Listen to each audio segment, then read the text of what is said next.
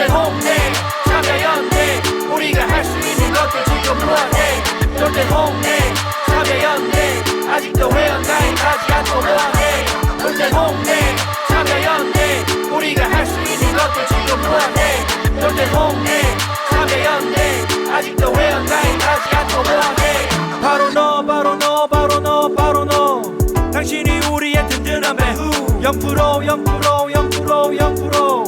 우리가 받는 정부 지원 0% 시위꾼 아냐 시민의 파수꾼 유엔이 인정하는 시민단체 파트너 행동하는 시민과 함께하는 권력 감시기구 참여연대 돌대 홍대 참여연대 우리가 할 수 있는 것들 지금 뭐하네 돌대 홍대 참여연대 아직도 회원 가입하지 않고 뭐하네 돌대 홍대 참여연대 우리가 할 수 있는 것들 지금 뭐하네 돌대 홍대 참여연대 아직도 회원 가입하지 않고 뭐하네. 안녕하세요. 참여연대 김승환 간사입니다. 정부 지원금 없이 회원의 회비로 운영되는 참여연대 함께 해주세요. 포털에서 참여연대를 검색해주세요. 전화번호 02-723-4251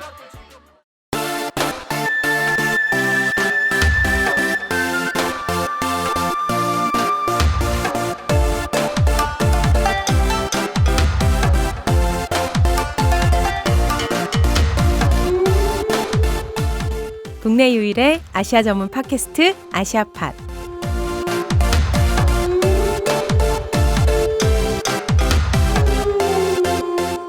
안녕하세요. 참여연대 국제연대위원회 신미지 간사입니다. 시작 전에 짧게 안내 먼저 드릴게요. 아시아팟이 지금 월 2회 방송되고 있는데요. 크게는 아니고 아주 작은 개편을 했습니다. 앞으로 한 해는 경향신문 국제부 기자님들과 함께하는 아시아 핫 이슈 그리고 참여연대 국제연대위원회 간사들의 수다 떠는 우리가 사랑한 아시아 코너로 구성이 되고요. 또 한 해는 역사, 문화, 종교 등의 아시아의 한 나라를 좀 더 깊이 들여다보는 아시아 TMI 코너로 진행하려고 합니다. 이 아시아 TMI는 한 회로는 너무 짧고 아쉬워하실 것 같아서 매월 2회에 나눠서 업데이트를 진행할 예정입니다. 많이 기대해 주세요.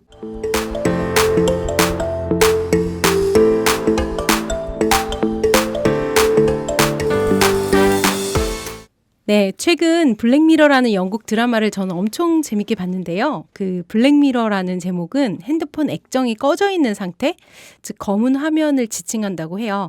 지금보다 첨단 기술이 좀 발전한 가까운 미래를 그리고 있는데 한 에피소드 중에 기억나는 것은 동영상 녹화나 재생이 가능한 칩을 눈에 이식을 하는 거예요. 그래서 기억을 재생할 수 있어요. 그래서 배우자의 불륜 장면을 막 찾아내기도 하고요. 또 너무 실사 같은 VR 게임 속에서 자기의 정체성을 잃어버리는 그런 에피소드 같은 게 등장하기도 하거든요. 이 유튜브나 소셜미디어의 대부분 시간을 할애하는 시대에 상상할 수 있는 어두운 면? 이런 면들을 좀 보여주는 드라마여서 저는 보는 중에 너무 현실 가능한 상상이라서 막 소름이 좀 끼쳤거든요. 근데 이런 상상이 가능한 세계 한편에 또 다른 놀라운 일이 있습니다. 바로 인터넷 검열이 있는데요. 특히 아시아 권위주의 정권에서 인터넷 검열이 지금 더 강화되고 있거든요. 아시아의 뜨거운 이슈를 전하는 아시아 핫 이슈, 오늘이 처음 하는 순서인데요. 경향신문 박효재 국제부 기자님을 모시고요. 아시아의 인터넷 검열을 주목해 보려고 합니다. 박효재 기자님 안녕하세요. 네, 안녕하세요. 그거 아세요? 박효재라고 빨리 발음하면 박효자가 되는 거. 박효자요. 박효자 네. 기자님. 네. 네, 이렇게 말했습니다. 재미가 없네요. 일간지 기자님들이 정말 바쁘신데 이렇게 아시아팟에 출연을, 그것도 고정 출연을 결심해 주셔서 정말 얼마나 감사한지 모르겠습니다. 감사해요. 제가 더 감사합니다. 이런 기회를 주셔가지고. 네. 아시아팟 30회 호르무즈 헤어편에 출연하셨던 구정은 기자님도 같이 출연을 해주시기로 했는데요. 아마 후배이신 박 기자님을 더 자주 뵙게 될 것 같은 느낌이 듭니다. 맞나요?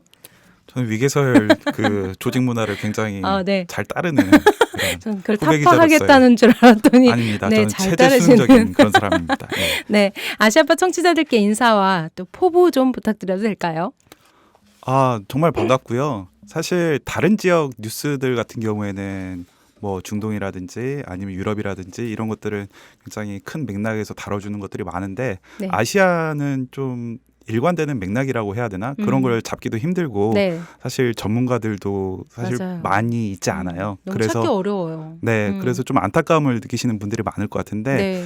정말 정확한 정보 그리고 그 한눈에 그 흐름을 깰 수 네. 있는 그런 네. 정보들을 전달하기 위해서 열심히 네. 분골쇄신하겠습니다. 너무 좋네요. 방송을 별로 안 하셨다고 하는데 너무 말씀을 잘하시는 것 같아요. 아유, 제가 좀 별말씀을요. 묻어가도록 하겠습니다. 제가 묻어가야죠. 네.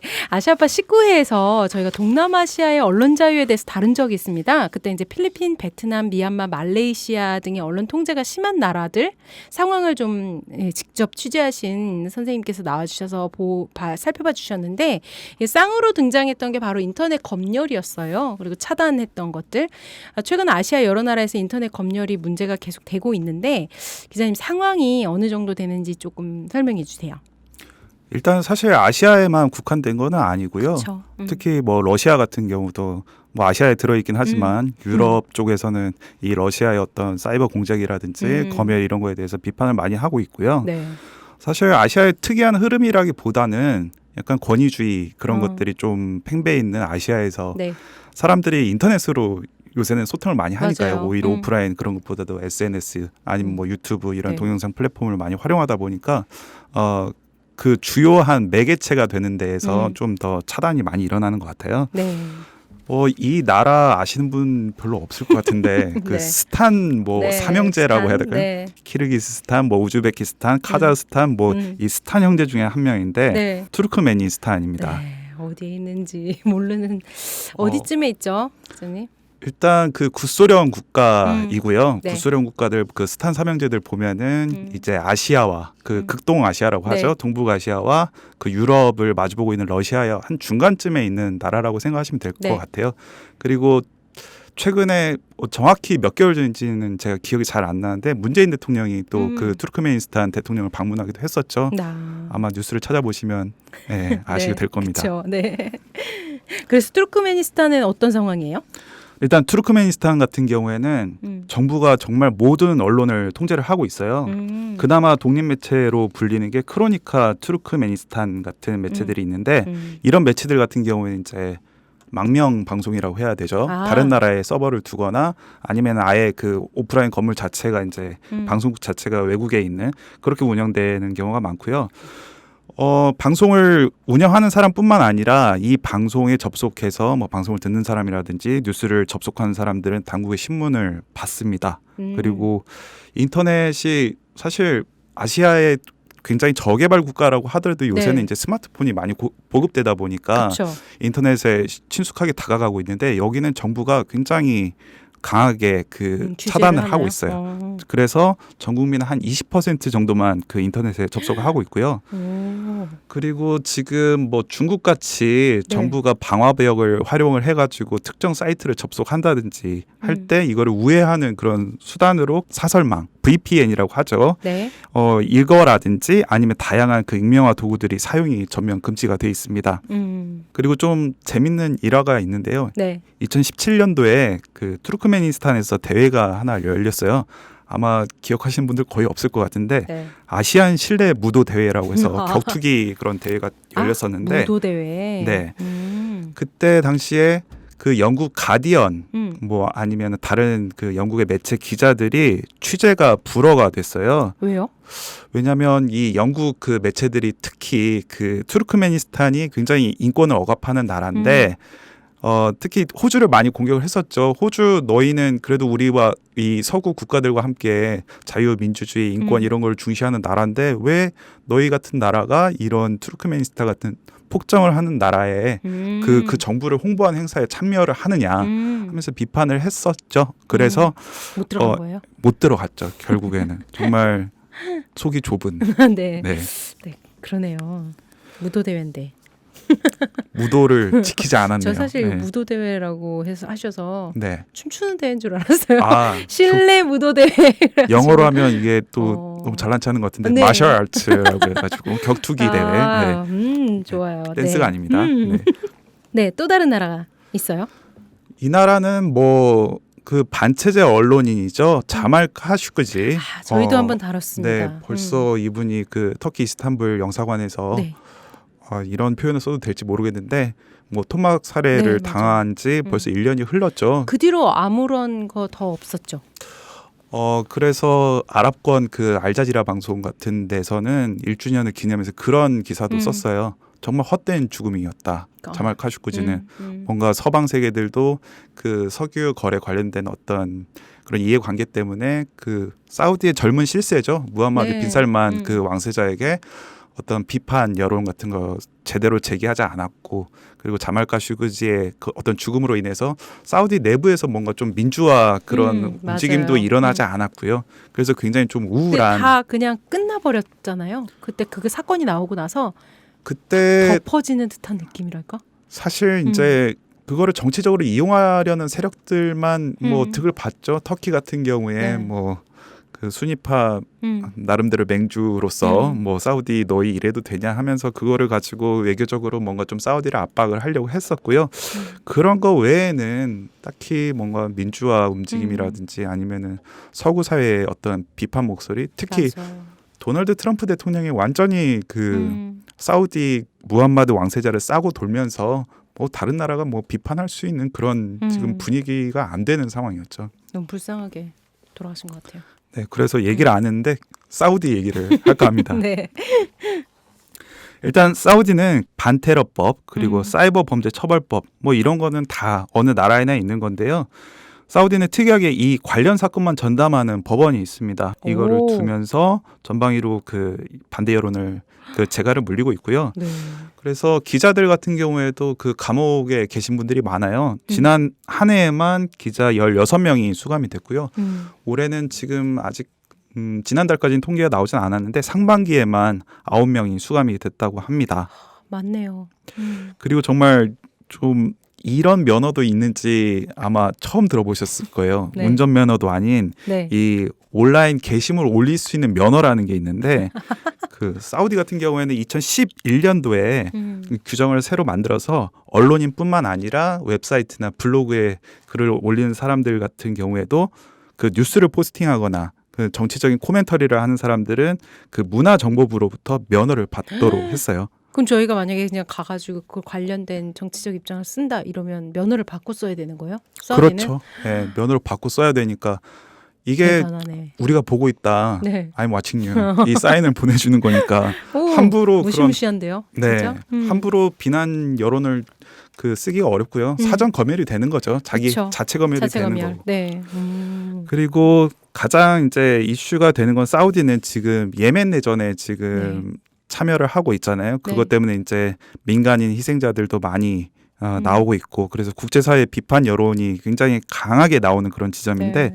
이거 관련해서 그 비판적인 보도를 억누르기 위해서 봇이라고 하죠. 로봇. 네. 저희 그 뭐 인터넷 사이트 인증 받을 때 맞아요. 로봇이 아닙니다. 아닙니다. 예. 그런 봇들을 활용해서 이게 봇이라고 하는 게 그 특정 업무를 계속 반복하는 거거든요. 아. 이를테면은 뭐 그 예멘 내전에 관련해 가지고 그 무함마드 왕세자를 비판하는 기사가 나온다. 그러면 이건 뭐 가짜 뉴스다. 이거 말도 안 되는 소리다. 뭐 이런 식의 댓글을 다는 그런 자동으로. 그렇죠. 댓글을 자동으로 다는 봇을 대단하네요. 한다든지 아니면 댓글 부대를 이용을 해서 그 저희가 그 트롤이라고 하죠. 네. 어그로를 이끄는 그 말 그대로 그 뭔가 좀 논쟁이 이상한 방향으로 네. 진흙탕 논쟁으로 가게끔 만드는 그런 댓글들이 있는데 그런 것만 전문적으로 다는 그런 댓글 부대도 운영을 하고 있고요. 그러니까 뭔가 좀 자기 정부에 대해서 객관적으로 볼 수 있는 뭔가 그 논의의 장 자체를 아예 없애는 거죠. 사우디 같은 경우에는. 오, 지금 두 나라 나왔는데도 어마어마해요 지금. 그리고 또 다른 나라들 있을까요? 베트남이 음. 있습니다. 공산당 일당 그 네. 체제 국가죠. 네. 베트남 같은 경우에는 지난 1월에 발효된 사이버 보안법이 굉장히 좀 눈여겨볼 만한데 네. 페이스북, 네. 구글 같은 그 정보 IT 기업들이 지역 사무소를 세우고 베트남에 해외 지사가 아니라 네. 그리고 그 사용자 정보 데이터를 베트남 서버에 저장하도록 했어요. 이렇게 되면 이제 정부가 언제든지 털 수 그 있죠. 그렇죠. 그거를 모니터링할 수가 있고 그 불쾌한 게시물이 올라올 때마다 이제 사용자 개인정보 내놔라 이렇게 할 수 있는 그런 근거가 되고요. 그리고 사실 제가 이 주제를 골라온 게 인도네시아 네. 사건 때문에 가지고 왔어요. 지난달이었죠. 그 뉴기니 섬의 파푸아주라는 곳이 있는데 네. 여기서 인도네시아 주요 민족인 뭐 현지인이라고 할까요? 네. 인도네시아 그 본토 주민 교사가 그 파푸아 현지인 학생한테 원숭이라고 이렇게 비하를 하면서 굉장히 그 반정부 여론 뭐라고 할까 소수민족에 대한 어떤 비하 그런 여론 그런 거에 대해서 뭔가 좀 응징했으면 좋겠다 아니면 뭐 차별 없앴으면 좋겠다 하는 시위가 네. 있었는데 그게 잘 알려지지가 않았어요. 네. 근데 왜 그런 거 하니 이제 정부에서 관련된 보도를 할 수 없게끔 인터넷 그 접속을 완전히 차단을 해가지고 되게 늦게 알려졌죠. 그 소식들이. 이런 것들 저는 지금 몇 개만 들었는데도 엄청 대단하다고 막 서로 누가 막을 잘 막나 막 대회를 하는 것 같은 느낌인데 취재하시면서 또 가장 인상 깊었거나 혹은 어이없었던 검열 사건 이런 거 있었을까요? 사실 어이없는 거는 지금 말한 것 자체가 어이가 없죠. 사실 그리고 전부 다 어이가 없네요. 그리고 태국 같이 왕실 국가들 같은 경우에는 이제 왕을 모독하는 거에 그쵸. 대해서는 여지없이 뭐 처벌을 하는 것도 상당히 말이 안 되는 거고 하긴 한데 가장 안타까웠던 것들은 저는 이제 소수자들을 차별하는 데 쓰일 수 있다는 거죠. 네. 그 최근에 그 뉴욕 타임스 제가 그 기사를 보고 깜짝 놀랐었는데 그 중국 신장 위구르 지역이라고 무슬림들이 모여 사는 자치구가 있는데 거기에 있는 카스라는 도시에서 박람회가 열렸어요. 네. 그 정보 기술, 뭐 모니터링 기술 관련해서 그런데 그 검문소에 있는 한 여성을 딱 카메라로 잡으면 그 여성의 뭐 가족 관계라든지 학력이라든지 정말 소름 돋는 사실인데 마지막으로 머문 호텔이 어딘지 뭐 이런 것까지 나올 수 있게끔 대박이네요. 뭐 굉장히 실시간으로 굉장히 다양한 정보들을 접할 수 있는 검열 시스템을 갖췄다고 해가지고 굉장히 깜짝 놀랐고요. 이게 그 신장 위구르 지역에서 열린 행사여서 더 무서웠죠. 이게 결국에는 그 신장 위구르 소수 민족인 무슬림들을 모니터링하는데 쓰이겠구나. 너무 명확하겠네요. 그분들을 모니터하는 거는. 그렇죠. 사실 몇 년 전만 해도 중국의 소수민족 하면 티베트를 떠올렸었는데 최근에는 또 신장 위구르 그 무슬림들 탄압하는 그런 정책들이 많이 나오고 있어서 굉장히 안타까웠죠. 그걸 보고. 그리고 그 최근에 굉장히 좀 이것도 안타까운 일인데 홍콩 시위죠. 홍콩 시위가 지금보다는 그래도 그렇게 심하지 않을 때였는데 8월이었던 걸로 제가 기억을 해요. 그때 사람들이 시위하시는 분들이 가로등을 자르시더라고요. 가로등을 왜요? 그래서 저는 그냥 단순한 약간 좀 과격 행동이라고 생각을 했어요. 근데 그 외신들을 보니까 스마트 가로등이라고 하죠. 홍콩 정부가 주장하기로는 뭐 대기질 뭐 이를테면 우리나라로 치면 뭐 미세먼지 뭐 이런 측정을 하고 뭐 기후를 예측할 수 있는 그런 용도로 쓰겠다 했는데 이제 홍콩 시위에 참가하신 분들은 이건 중국 중앙 정부의 어떤 지령을 받은 거다. 그 시위하는 사람들의 어떤 얼굴 정보라든지 이런 것들을 체증이라고 하죠. CCTV처럼 이렇게 찍을 수 있다는 걸 의심하시는 거구나. 시위 때뿐만 아니라 뭐 일상생활 속에서도 체증 활동을 하는 거다 하면서 이거 없애버려야 한다 하면서 뭐 전기톱을 들고 다니면서 잘랐던 그런 장면 보면서 굉장히 안타까웠던 그런 기억이 나네요. 되게 무서울 수 있었을 것 같아요. 홍콩 시민들로서는. 무섭죠. CCTV도 다 가렸잖아요. 시위하면서. 그렇죠. 예, 많이. 그렇구나. 이렇게 아시아 국가들의 인터넷뿐만 아니라 의사 표현에 대한 검열이 계속 늘어나는 것이 그렇게 강화되는 게 도대체 원인은 뭐라고 생각하세요? 일단 신미지 간사님께서도 서두에 얘기를 했었잖아요. 사실 인터넷 기술이 발전을 해서 차단이 뭐 증가하는 게 아니라 그 사회를 반영을 하는 거죠. 사회 분위기를. 아시아 국가들은 아무리 봐도 객관적으로 봐도 이 권위주의 영향이 상당히 많이 작용을 하는 것 같아요. 일단 일례로 그 러시아 푸틴 정부 같은 경우에는 뭐 선거 조작이네 뭐 공정성이 의심되네 하면서 반정부 시위가 일어날 때마다 뭐 인터넷 접속을 차단을 하죠. 그리고 그 사우디 같은 경우에는 좀 특수한 상황인 게 지금 무함마드 빈 살만 왕세자가 그 탈석유 경제 발전 계획 이거를 되게 의욕적으로 추진을 하고 있어요. 탈석유 발전이요? 그렇죠. 석유에 의존하지 않고 그 뭔가 경제 발전을 이루겠다. 근데 이게 쉽지가 않죠. 그쵸. 그래서 뭔가 조금이라도 그 무함마드 왕세자에게 좀 비판적인 내용이 나온다 싶으면은 이거를 여지없이 강하게 처벌하는 거. 그렇구나. 그런 분위기가 좀 더 강해진 것 같고요. 투르크메니스탄 같은 경우도 굉장히 그 대통령 이거 이름 발음하기도 어려운데 구르반굴리 베르디 무하메도프 대통령이 굉장히 특이한 사람이에요. 기네요. 그 아시아 네. 그 약간 좀 독재 성향을 가진 사람들 중에서도 특이한데 네. 우상화 작업을 굉장히 강하게 하고 있어요. 그 국민들 세금으로 자기 황금 동상을 세우기도 했고요. 그리고 이런 표현을 써도 될지 모르겠는데 굉장히 폼에 살고 폼에 죽는 분이에요. 그때 경마대회에 자기가 출전한 적이 있었는데 사람들 많이 보고 있는데 거기서 넘어진 거예요. 어머. 그러니까 창피하니까 이거를 언론 보도 다 통제하게 하고 거기 스마트폰으로 찍은 사람들 것까지 다 검열을 하기도 하고. 대단하다. 근데 결국엔 유출이 돼가지고 그렇죠. 힘은 힘대로 막을 수 쓰고 없어. 네 그만큼 정말 와, 이 비밀이 사람, 없다. 네, 지금 이 사람도 시대는 그런 걸 대박이네요. 보여주는 것 같기도 하고요. 일단 권위주의 영향이 가장 큰 것 같고요. 네. 앞서도 얘기를 했지만 베트남 같은 경우에는 공산당 일당 체제 그것 네. 때문에 좀 특수한 그런 것들이 있어요. 네. 그 파이낸셜 타임스가 그때 보도를 했었는데 베트남이 그 2017년에 포스 47이라고 부르는 사이버 심리전 부대가 실제로 있다고 밝혔고요. 댓글 부대 있냐 없냐 뭐 그런 의혹은 많았었는데 정부 관료가 나서서 직접 밝혔고 그리고 여기에 우리는 1만 명 넘는 그 잘못된 시각을 가지고 있는 사람들을 교정하기 위해서 그들을 돕기 위해서 1만 명의 군인들을 차출했다. 이런 전혀 것까지. 불법이 아니라고 생각하는 거네요. 그럼요. 네. 당연한 이건 통치를 위해서 당연한 것이다. 이를테면은 약간 좀 정신질환을 가진 사람을 치료한다 뭐 이런 식의 접근을 하는 것 같아요. 네, 일단 그런 국민들의 생각까지 자기네들이 통제할 수 있다 이런 그런 좀 일당 독재 체제 그런 영향이 있고요. 네.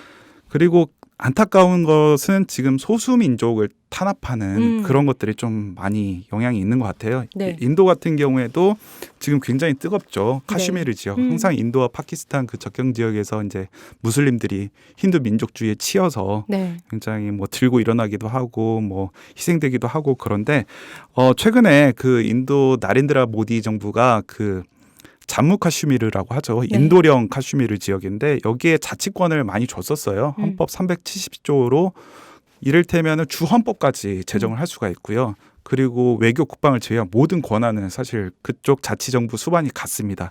그리고 더 특이한 거는 이제 땅을 이 지역 토박이 주민들만 살 수 있게 해놨어요. 이를테면 뭐라고 해야 될까? 우리나라로 치면은 뭐 대구에 계신 분이 뭐 부산의 땅을 뭐 노른자 땅을 산다든지 네네. 그렇게 못하게 한 거예요. 뭐 이런 것들을 폐지를 하면서 굉장히 카슈미르 지역에서 지금 분쟁이 활활 타오르고 있는데 인터넷 접속 완전히 차단을 해버렸어요. 네. 그런 것도 있었고 그리고 가장 좀 너무나 지금 오래되고 있어서 안타까운데 미얀마 아웅산 수지 정부의 뭐 로힝야 탄압은 너무나 네. 유명하고요. 그 최근에 라카인주와 친주라는 곳에서 불교계 그 무장 세력들이 약간 좀 분쟁을 일으킨 사건이 있었어요. 그런데 이거를 또 미얀마 정부가 인터넷을 차단을 했죠.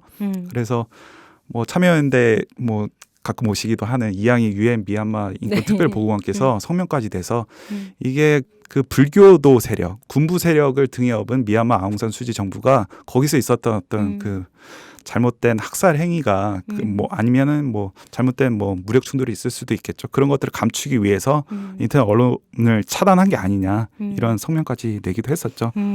그리고 인도네시아 같은 경우는 조금 특이한 경우인 것 같아요. 이거는 사실 인도네시아는 정교 분리 원칙을 그동안 잘 지켜왔거든요. 네.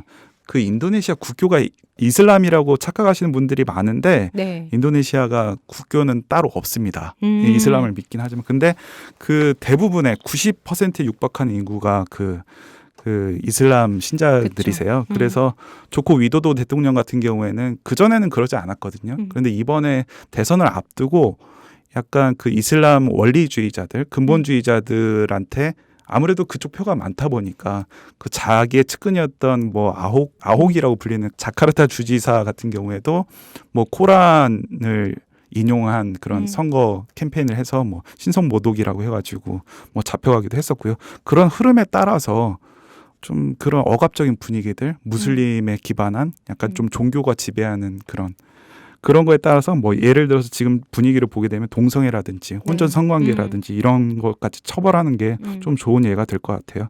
그러면서 이제 국민들의 의식을 통제하는 수단으로 이제 인터넷 검열도 증가하고 있는 추세고요.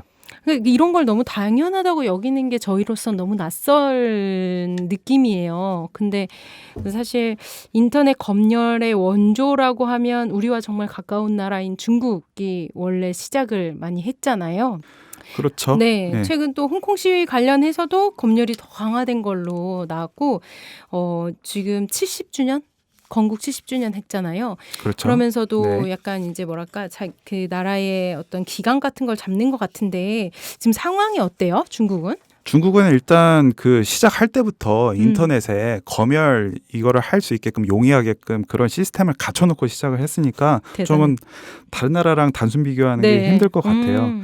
지금 뭐 많이 아실 것 같은데 사실 네. 주요 서방 언론들 뭐 뉴욕타임스나 뭐 CNN이나 워싱턴 포스트나 이런 것뿐만 아니라 구글 같은 검색 엔진 그리고 페이스북, 트위터 같은 국제적인 소셜 미디어에 접근할 수가 없고요. 뭐 한국 분들은 아마 경험 많이 하셨을 거예요. 중국에서 카카오톡도 안 되고요. 네이버 라인도 안 되고 다음 블로그도 중국에서는 차단을 했습니다. 접속을 할 수가 없어요. 그리고 최근 홍콩 시위가 격화되면서 지금 네이버 같은 데서도 보도가 많이 되다 보니까 포털 사이트 네이버를 차단을 하기도 했고요. 네. 그리고 2017년도에 제도적으로 이걸 좀 더 강화를 했는데 그 검열 당국의 허가 없이는 어떤 웹사이트나 소셜 미디어든 뉴스를 게재할 수 없게 했고요. 지금 뭐 전혀 그런 새로운 흐름과는 반대되는 그런 쪽으로 가고 있고 2018년도에는 방화벽 아까쯤에 제가 말씀드린 그 우회 목적으로 사용되는 VPN 중에서 네. 정부 허가를 받지 않은 것은 사용을 못하게 해놓고 있습니다. 그런데 지금 이제 거기에 뭐 외신 기자들도 들어가 있고 뭐 한국 그쵸. 언론 기자들도 있는데 저희 그 베이징 특파원의 그 따끈따끈한 보고를 이런 거를 따끈따끈하다고 네, 해도 될지 네, 모르겠는데 따끈따끈해요. 그 VPN을 연결을 해도 지금 볼 수 없는 사이트가 늘어나고 있고요. 아무래도 그 홍콩 때문인가요? 그렇죠. 홍콩 시위의 영향도 있고 지금 이제 대만 그 총통 선거도 다가오고 있거든요. 네. 그러다 보니까 이제 외신들에서 좀 더 비판적인 보도를 할 것이다 생각을 하다 보니까 거기에 접속하는 것도 좀 막으려고 VPN도 좀 접속을 어렵게 하고 굉장히 속도가 느려졌다고 해요. 그래서 베이징 특파원이 속 터지시겠다. 회사에 뭔가 좀 대책을 네. 마련해 달라. 그렇지 않아도 지금 VPN을 통해서만 볼 수 있는 사이트들을 오히려 더 많이 봐야 되는데 왜냐하면 중국 그 중앙정부에서 그렇죠. 어렵게 하고 있으니까 그런데 지금 너무 속도가 느리다. 그래서 막 데이터 로밍으로 하고 있는데 자구책을 쓰고 있는데 좀 안타깝죠. 그런 측면에서. 아니 근데 이런 게 있으면 어쨌건 사람들은 우회를 찾아다닐 거잖아요. 그런 흐름들도 있어요. 그래서 약간, 이제 그 홍콩 시위대들 같은 경우에는 그 보안이 좋다고 해야 되나 그런 메신저들을 주로 쓰죠. 그쵸. 그래서 봤던 게 뭐 텔레그램을 쓴다든지 아니면은 뭐 오프라인 상에서도 전자결제를 안 한다든지 무조건 현금으로만 결제를 쓰고. 한다든지 뭐 이런 식으로 얘기를 그러니까 흔적을 안 남기는 방식으로 그렇죠. 가는 거네요. 근데 사실 사람들의 말을 어디까지 막을 수 있을지도 궁금하기도 하고 이렇게 모든 정보까지는 아니지만 많은 정보를 차단하고 있을 때 국내에서도 좀 불만 세력들이 있을 텐데 그렇지는 않은가 봐요. 대부분은. 아무래도 중국 본토에서는 뭔가 좀 익숙해졌다고 할까요? 뭐 나름대로의 그 사는 어떤 스타일인가. 자체 뭐 네이버를 그쵸. 만들기도 하고 자체 뭐 SNS를 만들기도 하고 네. 뭐 바이두라든지 아니면은 뭐 그런 것들을 만들고 있기 때문에 별 불편을 못 느끼고 있는 것 같은데 사실 제가 뭐 비하하려고 하는 건 아니지만 아무래도 홍콩 같은 경우에는 이 자유, 민주주의, 뭐 인권 이런 거에 대한 그쵸. 감수성이 좀 더 높다 보니까 또 이번 뭐 범죄 인도 조례도 그렇고 그런 측면에 있어서 좀 더 격렬하게 저항을 하는 것 같아요. 네. 근데 이거 무서운 거는 이 중국이 이걸 수출하고 있다는 게 또 좀 무서운 거 중에 하나잖아요. 그렇죠. 중국이 메이드 인 차이나 이 부분에 있어서는 이게 최고일 것 같아요. 그 인터넷 만리장성이라고 불리잖아요. 그 그렇죠. 방화벽이요. 네, 그런 것까지 지금 다 다른 나라들의 지금 권위주의 정부에 수출하고 있는 거죠. 중국이 지금 인터넷 통제 기술을 주로 외국의 그 권위주의 정부들에 팔아서 돈을 벌고 있습니다. 그 미국에 대응해서 뭔가 좀 중국의 목소리를 키우는데도 활용을 하고 있고요. 네.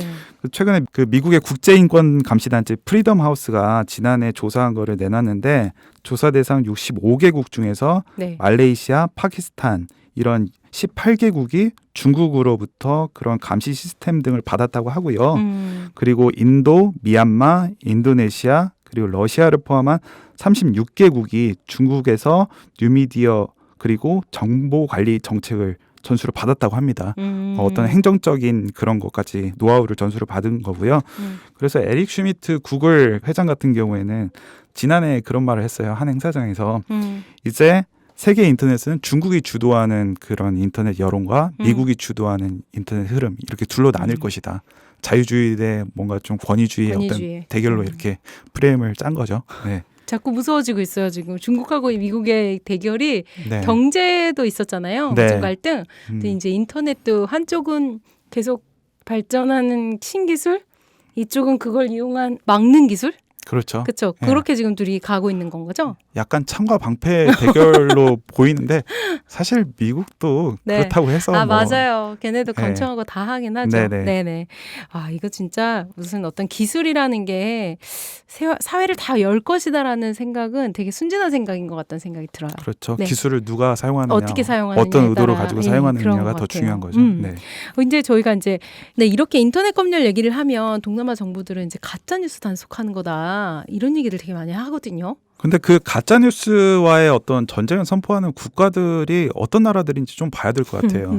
이를테면 필리핀이라든지 네. 인도네시아 같은 나라들에서 이제 가짜 뉴스와 전쟁을 선포하고 있는데 그 지난해에 로드리고 두테르테 그 필리핀 정부가 굉장히 정부의 그 비판적인 보도를 잘하는 온라인 매체인 레플러를 대통령궁 출입을 금지를 시켰어요. 우리로 치면은 뭐 경향신문을 이제 청와대 출입 못한다 이렇게 막은 꼴이죠.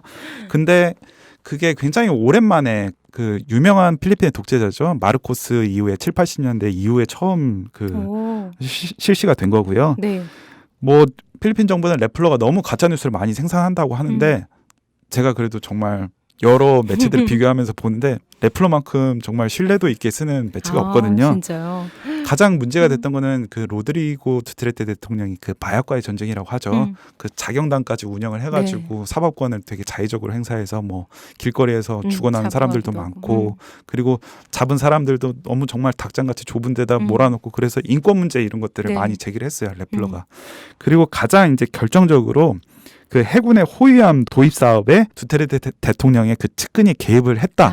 그 의혹을 보도한 게 결정타였던 것 같아요. 비리 보도를 했다가 그러면서 미운털이 박히면서 이제 출입 정지까지 먹은 거고요. 네. 인도네시아 같은 경우에는 약간 좀 두 가지 면을 봐야 될 것 같아요. 좀 불가피한 측면도 있었다고 저는 보는데 그 국가 사이버 암호청이라고 해가지고 가짜 뉴스만 전담하는 그 조직을 신설을 했죠.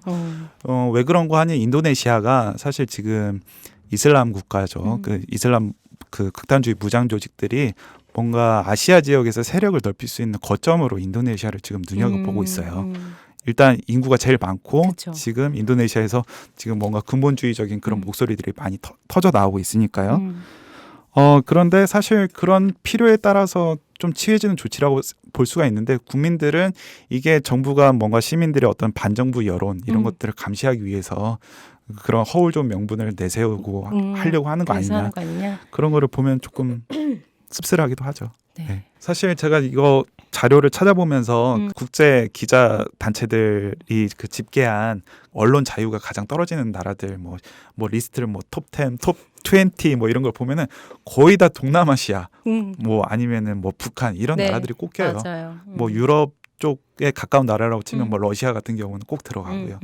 뭐 단골 손님들이 계속 돌아가면서 순위만 바뀌는 이게 뭐 그 나라의 문제이기 때문에 저희가 뭐 민주주의를 뭐 전파하는 나라도 아니고 우리나라가 사실은 그냥 안타깝게 지켜보고 있고 제일 안타까울 땐 사실 이번 홍콩 사건처럼 이렇게 시위 같은 게 벌어졌을 때 소통이 잘 안 되는 문제, 그러니까 막히는 문제랑 그다음에 소수민족에 대한 차별 같은 게 것에 이용되는 거 이런 게 사실은 제일 안타까운 부분인 것 같아요. 그래서 그리고 사실 소수민족 탄압은 이 아시아만의 흐름이 아니라 사실 뭐 트럼프 정부도 반이민 정책을 굉장히 강하게 드라이브를 걸고 있고 그리고 유럽도 극우 어떤 뭐 배타적인 그런 정치 세력들이 힘을 얻으면서 뭔가 아시아가 그동안에 국제사회에서 비판만 받았었는데 내 주변에 둘러보니까 얘네도 하고 쟤네도 하고 비슷해. 있네. 이 정도는 할 수 있는 거 아니야? 뭐 우리 정도면 뭐 이런 거. 그런 분위기가 너무나 당연하게 받아들여지는 게 무서운 거죠. 맞아요.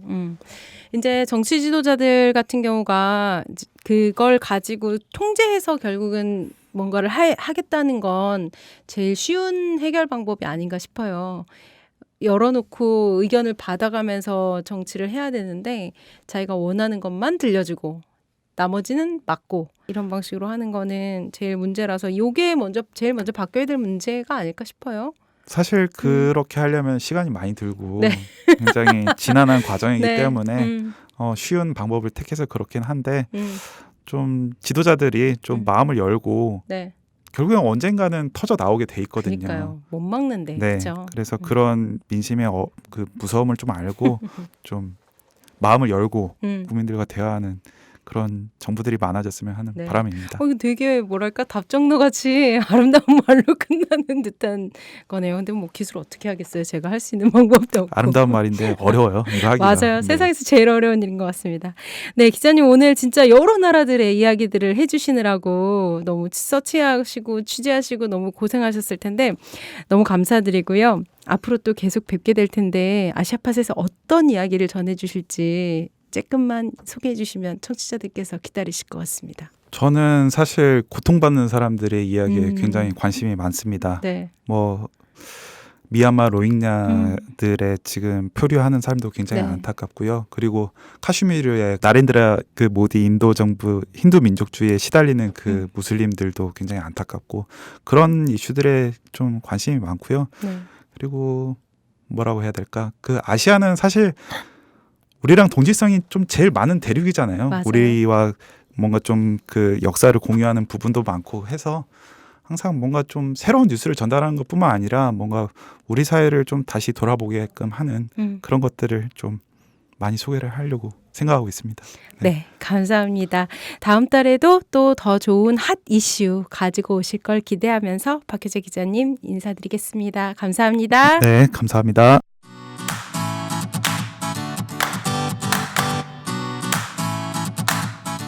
참여연대가 제작하는 책 이야기 팟캐스트 책사이다와 국내 유일의 아시아 전문 팟캐스트 아시아팟 매주 목요일에 번갈아 찾아갑니다. 정부 지원금 없이 회원의 회비로 운영되는 참여연대입니다. 청취자 여러분, 참여연대의 회원이 되어주세요. 포털 사이트에서 참여연대를 검색하시거나 참여연대로 전화 주시면 됩니다.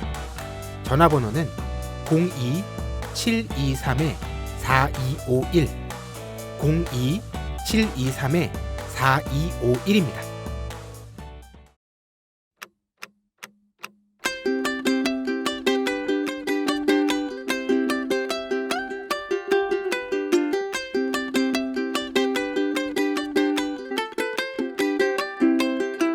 네, 우리가 사랑하는 아시아 시간입니다. 오랜만에 티라노 엄마 오늘 함께 해주셨고요. 도라에몽 님도 나와 계십니다. 인사 부탁드립니다. 네, 안녕하세요. 티라노 엄마입니다. 도라에몽 반갑습니다. 저 집으로 출근해요 라고 말하면서 퇴근하시는 우리 티라노 엄마님, 중학생, 초등학생 아이들을 키우고 있습니다. 그래서 지난번에 육아 때문에 못 오셨는데요. 아이들한테 아시아팟 들려주시나요? 정말 물으면서도 어이가 없네요. 우리 진행자님께서 이렇게 구독자 늘리시는 줄 몰랐습니다. 어떻게든 해야 돼요. 지금 네, 큰일 났어요. 반성합니다. 네, 저희 집에 와보시면 아시겠는데요. 저희 안 불러주셨잖아요. 죄송해요. 제가 로힝야 행사 현수막도 막 가림막으로 쓰고 있거든요. 그래서 저희 딸한테도 로힝야 문제에 대해서도 얘기하고 또 이런저런 아시아 소식들 전하고 있는데요. 생각보다 관심 많더라고요. 근데 좋네요. 제가 아시아팟 들어보란 얘기를 아직까지 못했네요. 저희 불찰이고. 네. 전화번호 주세요. 반성하겠습니다. 제가 보낼게요. 네. 지난 진짜. 중국 방송 듣고 청취자들 전 주말에 연락을 받았습니다. 진짜? 너무 유익했다. 너무 다행이다. 저희 이남주 선생님 덕분이네요. 네. 그리고 누구 만날 때마다 꼭 다 알고 있다고. 우리 얘기해요? 저번 진짜요? 홍콩 기자회견 끝나고도 다른 맞아요. 단체 분들이 활동가님이 알고 있다고 말씀해 했어요. 주셨죠. 잘 듣고 네, 있다고. 맞아요. 네. 근데 아름. 근데 왜 청취율은 이렇게 나오는 거죠? 올라가고 있대요. 올라가고 있다고. 되게 올라가고 많이 있대요. 주세요. 그래도. 네, 이야기를. 다행이네요. 너무 꼭 저희한테 듣고 있다고 말씀해 주셔야 돼요. 아니면 알 수가 없어요. 누가 도대체 이걸 듣고 있는 건지. 잘 듣고 있는 오늘 건지. 전반적으로 웃음이 많네요. 가짜는 이야기라도 잘 듣고 있다고. 꼭 피드백을 주시기를 네, 그러게 부탁드립니다. 피드백 부탁드리겠습니다. 네, 도라에몽님 달달한 얘기 준비해 주셨다고 하는데요. 얘기 한번 해주세요. 왜 벌써 웃음이 나오지? 흑당. 흑당. 흑당을 네. 흑당이 엄청 유행이잖아요. 네. 어느 근데 저 한 번도 안 순간부터- 먹었어요. 저도 안 먹었어요. 저는 먹어봤어요. 아, 진짜요? 네. 그게 엄청 달던데요. 달고. 네. 그 호랑이 설탕이라고 그렇죠. 이거 특정 네. 브랜드 말해야 되나요? 또 그 대만의 네네. 프랜차이즈가 한국에 들어왔잖아요. 맞아요. 올 여름인가부터 시작된 것 같아요. 그래서 음. 제가 갑자기 지난주에 흑당이 뭐지? 흑당이 이게 흑설탕인가? 이게 브라운 슈가라고도 써있고 블랙 슈가라도 써있고 이게 뭐지? 라고 해서 그거를 제가 좀 알아보겠다. 별다른 소득은 없고요. 근데 흑설탕이랑 좀 다르대요. 네. 흑당이- 소득이 있었어요. 흑당이 무엇인가를 찾아냈잖아요. 흑당이 설탕이 아니라고 해요. 정제한 어떤 설탕 이렇게 정제를 하는 거잖아요. 그게 아니라 사탕수수. 사탕수수 진짜 맛있는데 사탕수수 즙을 졸여가지고 만든 게 흑당이라고 라는 거예요. 그래서 동남아는 사탕수수를 직접 하는 걸 되게 많이 있잖아요. 맞아, 음료도 이렇게 즙을 씹어 짜서 그냥 먹으면- 씹어 먹기도 하고. 맞아, 즙 나오고. 그래서 그걸 정제한 그래서 졸여서. 흑설탕은 설탕을 이렇게 끓여가지고 이렇게 캐러멜처럼 탈 때까지 태워서 만든 거고, 그러니까 불순물이 없는 거고. 네. 흑당은 이제 정제를 안 하고 사탕수수 즙을 그냥 졸여가지고 각설탕처럼 만든 거고. 네. 그래서 뭐 영양소가 많이 남아있다라면서 나오는데 그 거기서 칼로리가 엄청 칼로리 높고 얼마래요? 당이 칼로리 400칼로리? 그거를 밥을 한 공기 2잔 먹으면 것과 하루 치네요. 똑같다고. 그래서 엄청 높다고 하더라고요. 제가 왜 이거를 얘기하고 있냐면 갑자기 모든 거리에서 흑당을 팔고 있는 거예요. 그러니까 어느 요즘에 순간. 가게가 맞아요. 엄청 늘기도 그쵸? 했고 그다음에 그냥 커피숍에서도 흑당 커피 팔아요. 편의점에서도 다 흑당을 팔고 맞아. 있어서 제가 이상하다. 이게 뭔가 이렇게 많이 수입이 되는 게 너무 이상하고 그래서 제가 좀 음모가 도라에몽이 있다. 음모론을 제기한 다음에 이걸 찾아내겠다고 했거든요. 별다른 음모는 없는 것 같고요. 그냥 인기가 많은 것 같아요. 맛있어서 먹는 거 아니에요? 아, 네. 그래서 진짜 많이 팔더라고요. 근데 그 중에 이제 정말 흑당인지 아니면 흑설탕인지에 따라 또 그런 원조 논란이 있더라고요. 맞네. 베트남에서 그 콩카페가 저 요즘 가봤어요. 네, 코코넛 커피 파는 콩카페랑 대만에 지금 이거 타이거 호랑이 설탕, 네, 타이거 슈거.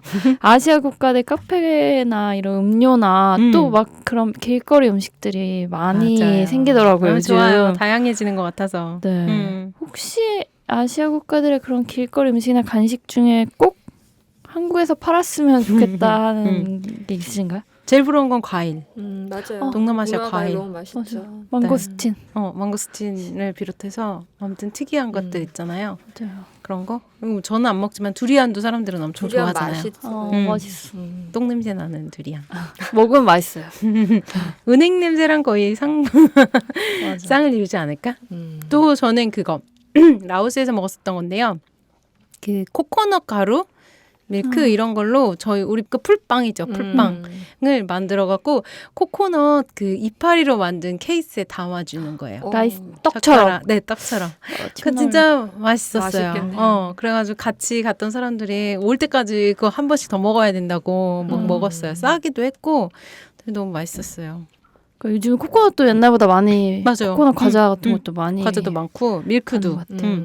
밀크도 좀 싸진 것 같은 느낌도 있고. 또 저는 그 인도에서 팔았던 젤라비라고 정말 단 건데 타르가 같은 게 있어요.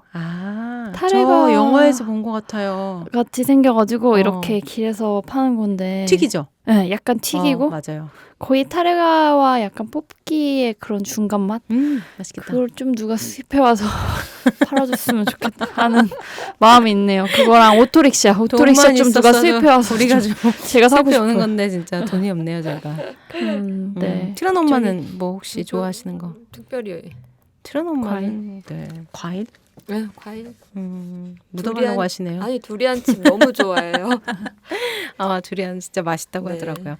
그러게요. 아시아 음식들이 자꾸 많아지니까 되게 좋고 또 저는 제일 가고 싶은 행사 중에 하나가 그 아시아 음식들 이렇게 잔치 지구촌 대회 막 이런 거 있잖아요. 푸드 이태원 사는 대회 거 지구촌 아. 문화축제. 그런 게 하고 싶은데 네, 매번 11월에 시간이 잘 안 돼요. 한 아세안 특별 정상회의인데 부산 가시면 아 네, 부산에서 맞아요. 한대요. 푸드 페스티벌 네. 한대. 네. 저희도 한번 가볼까 해요. 가서 네. 방송할까 봐요. 네, 어때요? 좋아요. 네.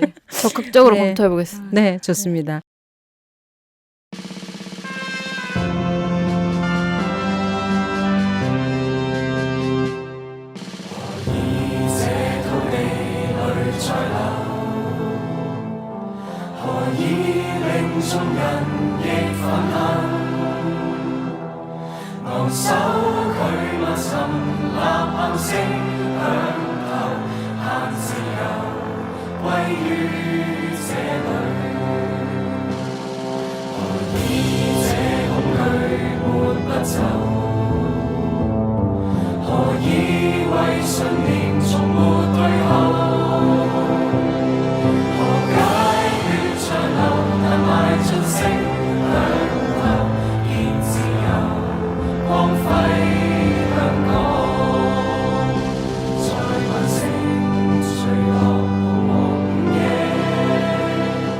지금 흘러나오는 노래는 최근 유튜브를 통해서 발표된 홍콩의 영광을 이라는 곡입니다.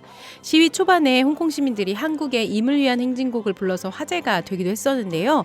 한국에는 민중가요가 시위 때 부르는 노래가 민중가요라고 하는 시위 때 부르는 노래가 딱 있는 반면 홍콩은 그렇지 않다고 들었거든요. 그래서 이번에 아마 제작한 것 같습니다. 전 세계 홍콩 예술가들이 직접 만든 노래를 오케스트라로 연주한 것이라는데 맞죠? 네, 맞습니다. 저도 노래 발표되고 홍콩 활동가로부터 이 링크를 전달 받았는데요. 오늘 녹음이 있기 전에 유튜브 통해서 다시 한번 봤어요. 근데 예, 제가 본 영상은 최루탄 같은 연기 속에 헬멧을 쓰고 마스크를 쓴 연주자들이 다 함께 노래하는 장면이었습니다. 왠지 모르게 가슴이 벅차오르고 눈물이 나더라고요. 가사도 정말 너무 좋아요. 맞아요. 도라에몽님 한번 읽어주시면 어떨까요? 다 읽으면 시간 없으니까 도라에몽님 느낌 나는 데만 읽어주세요. 이 땅에 눈물이 흐르는 이유는 무엇인가? 왜 모든 이들은 분노할까? 우리의 결이 침묵을 깨고 울리는 함성, 이곳에 희망이 다시 찾아오기를. 함께하는 아이들의 정의, 그리고 혁명, 바라는 건 민주주의와 자유, 우리가 바라는 건 홍콩의 영광을. 네, 글로리 투 홍콩이라는 노래입니다. 네, 가사가 감동적입니다. 노래도 나온 김에 우리 급박하게 돌아가고 있는 홍콩 소식 좀 봐야겠죠. 티라노 엄마님 요즘 어떤 상황인지 좀 공유해 주세요. 네, 지금 아시아 가장 큰 이슈가 홍콩이 아닐까 싶은데요. 지난 1일 중국 국경절이었죠. 그리고 홍콩 사람들은 국가 폭력에 의해 희생된 사람들을 기리는 애도의 날이라고 해서 행사를 했었습니다. 근데 시위에 참여했던 중등학교 5학년, 우리나라 나이로 치면 고등학생인 것 같은데요. 남학생이 경찰의 실탄에 맞는 사고가 있었어요. 공개된 영상을 보면 경찰이 아주 가까운 근거리에서 아주 가까운 거리에서 실탄을 발사하는 장면을 볼 수 있는데요. 심장에서 불과 3cm 벗어난 가슴의 정면을 가격했다고 합니다. 그래서 탄환 적출 수술을 받았다고 하고요. 그리고 또 한 명 네, 있었죠. 맞아요. 14살 소년인데요. 경찰이 쏜 총에 다리를 맞았습니다. 맞았다고. 네. 언론인도 네, 언론인 얼굴에도 막 네, 실명했다고 네, 또 나오더라고요. 그리고 불도 나고. 네. 네. 실탄 같은 걸 쏜다는 것 자체가 상상이 지금 시대에 옛날에 우리는 좀 그랬긴 했지만 지금 시대에 그럴 수 있다는 게 너무 놀랍기도 한데요. 그래가지고 또 홍콩 정부는 또 다른 법을 지금 만들고 있잖아요. 네.